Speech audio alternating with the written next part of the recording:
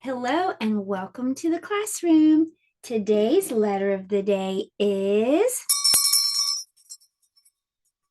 the letter E. E is for elephant, but not just any elephant.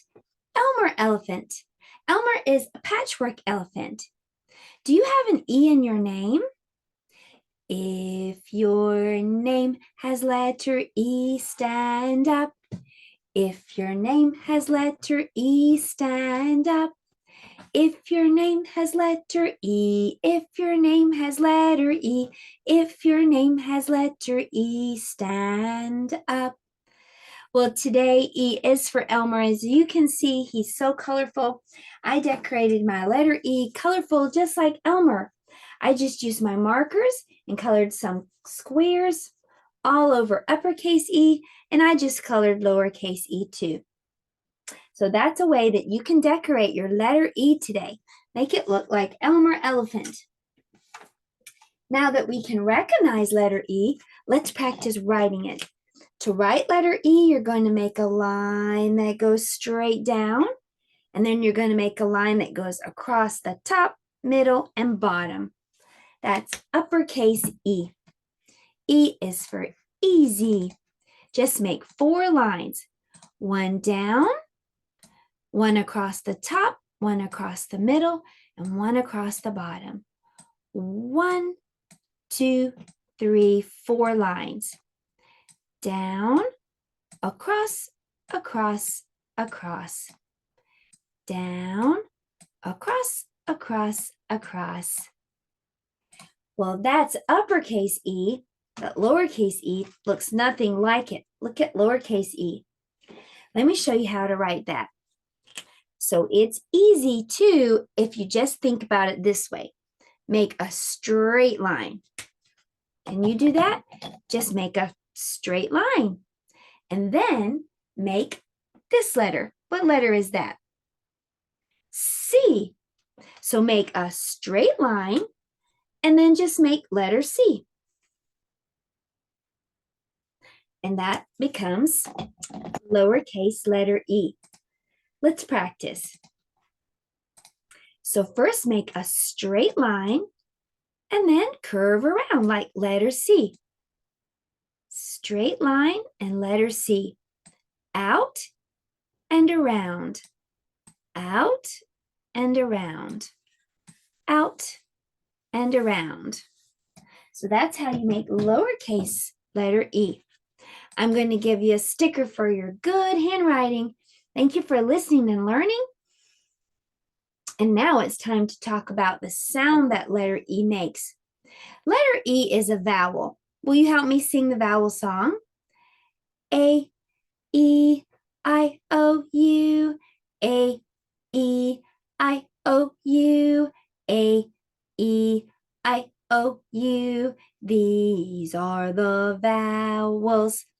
Well, whenever we talk about a vowel, we always get a visit from one of the vowel people. And here he is. This is Old Man E.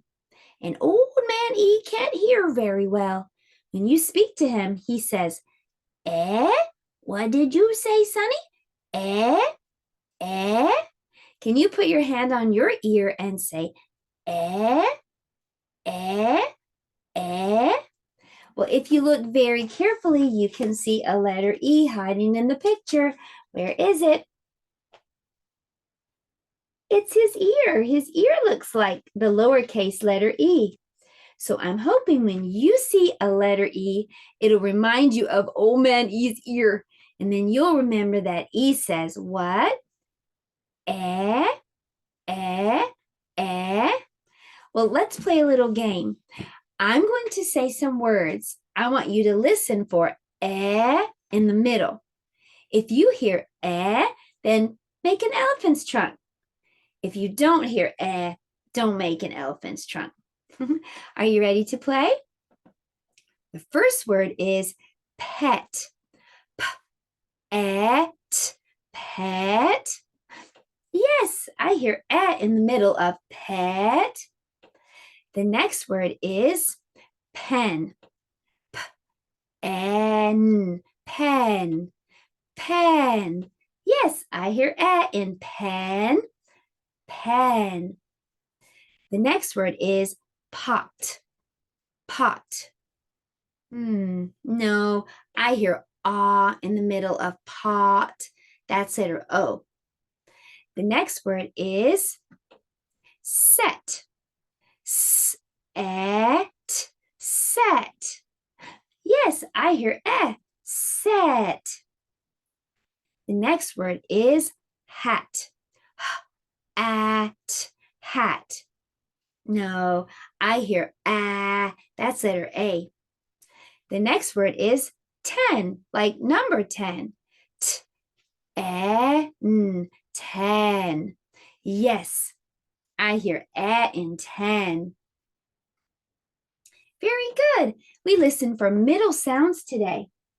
Well, next it's time for math. And for math today, we're going to be doing a bar graph. Before we do make a bar graph of our own, let's talk about the parts of a bar graph. So this is what a bar graph looks like. You see, it looks like bars, lines going this way and that way. Here at the top of the bar graph is the title. The title of this bar graph is Our Pets. At the bottom, you can see some labels. The pets on this bar graph are cat, fish, pig, and dog. On the side, you see numbers. This is called the data. I want to know how many people have a fish or a dog. So now that we know the basic parts of a bar graph, let's make a bar graph of our own. The name of our bar graph, or the title, is Our Favorite Colors. So we're going to fill in one space on the bar graph for each person, showing us what their favorite color is. Now, I don't see pink on here, and I just bet somebody's favorite color is pink. So I'm going to put a little P right there, and we'll color any pink that we get right there on that space. Okay, so my favorite color is green. So I'm going to color one space here, green, for me, because that's my favorite color. Sue's favorite color is pink. So I'm going to color in one space here for pink for Sue. She likes pink. Fred's favorite color is blue. He is blue, so he likes the color blue. So let's color one space for Fred, our fish. Now, you might want to put your favorite color next, and then you might want to go around to everybody in your family and ask them what their favorite color is. When you get all the information organized on a bar graph, then it's very easy to answer questions about it. How many people like the color green? 1. How many like blue? 1. How many like pink? 1. How many like red? 0. So you can see once you get all the information organized on a bar graph, it makes it easy for you to find out quickly what you need to know. Well, it is time for us next to do science. And an elephant has a trunk, a long trunk, and that trunk can dip into the water and suck it up like a straw and then squirt it out. For our science activity today, we're going to be putting Mentos, that's kind of like candy, but it's also like a mint, like a peppermint tasting candy, into Diet Coke, and we'll see what happens. So take a look. I made some slides to show us. I had to go outside for this science activity because it was pretty messy. But here I am outside, and I have a Diet Coke, and I also have in my hand some Mentos candies. I put the Mentos candies into the Diet Coke, and when the two of those things mixed, watch what happened. Whoa! The Diet Coke squirted up out of that Coke bottle. It was so high, it was taller than I was. So what made it do that? Well, the Mentos and the Diet Coke created a chemical reaction when they mixed. And the reaction was that Coke went exploding up and out of the top of that bottle. That was a really cool science activity. If you want to try that, make sure you do it outside. It was pretty messy, wasn't it? I have one more thing for science that I want to show you. A little while ago, we did Y is for the yak who yelled yuck. You might remember that lesson. We put a piece of bread into a dark place and we moistened it with water. We wanted to see if we could get mold to grow. And guess what? It did. Let me show you. Yuck, look at all that mold growing on the bread now. Well, I wanted to just finish up that science experiment that we did a week or two back. Now it's time for us to do something cool for art. So let's head over to the art table. We're going to make an Elmer Elephant mosaic. Well, here we are at the art table, and we're going to make an Elmer Elephant mosaic. A mosaic is just when you take little tiny pieces of something like glass, or here we're using paper to make a picture. So I'm just taking some colorful squares, and I'm just going to fix those all over this Elmer Elephant until he's all covered up. You can use whatever colors you want. Just put some glue on Elmer and then cover the whole thing up with those little squares. You could also use your markers if you didn't want to cut paper and glue that. And when you're all finished, it might look something like this. So there's our art project for today. We made an Elmer Elephant mosaic. Well, now it's time for story time. For story time today, our book is titled Elmer. Elmer by David McKee. There once was a herd of elephants. Elephants young, elephants old, elephants tall or fat or thin, elephants like this, that, or the other. All different, but all happy and all the same color. All that is, except Elmer. Elmer was a patchwork elephant. He was different. He was yellow and orange and red and pink and purple and blue and green and black and white. Elmer was not elephant color. It was Elmer who kept the elephants happy. Sometimes he joked with the other elephants. Sometimes they joked with him. But if there was even a little smile, Elmer was usually the cause of it. One night, Elmer couldn't sleep for thinking. And the think that he was thinking was that he was tired of being different. Who ever heard of a patchwork elephant? He thought. No wonder they laugh at me. In the morning, before the others were really awake, Elmer slipped away quietly, unnoticed. As he walked through the jungle, Elmer met other animals. They always said, "Good morning, Elmer." Each time, Elmer smiled and said, "Good morning."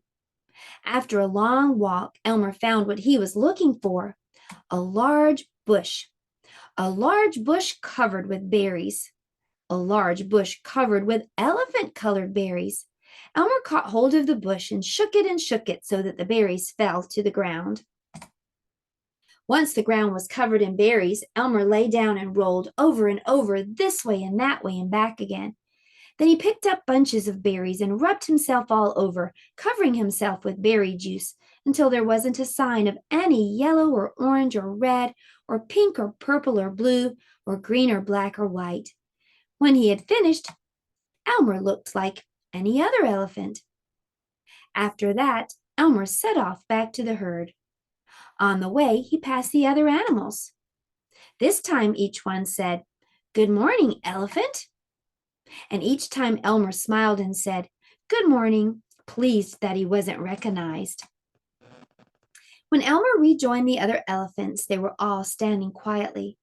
None of them noticed Elmer as he worked his way to the middle of the herd. After a while, Elmer felt that something was wrong. But what? He looked around. Same old jungle, same old bright sky, same old rain cloud that came over from time to time, and lastly, same old elephants. Elmer looked at them.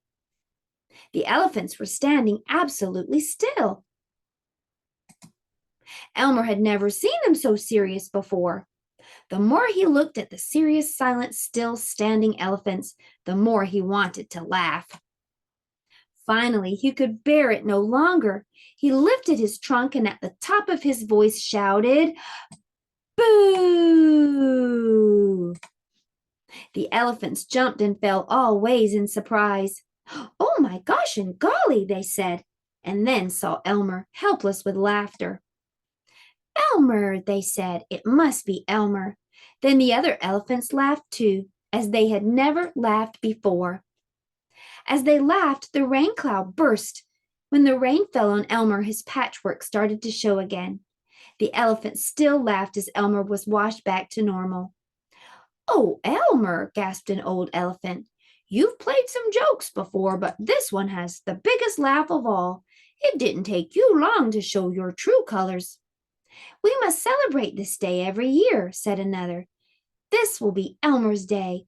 All elephants must decorate themselves, and Elmer will decorate himself elephant color." That is exactly what the elephants do.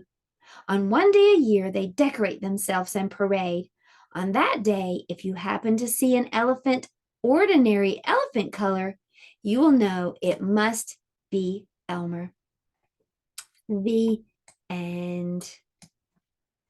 Well, we made an Elmer elephant too, didn't we, today? I hope you'll join me next time. I'll see you then. Goodbye, everybody. Have a great rest of your day.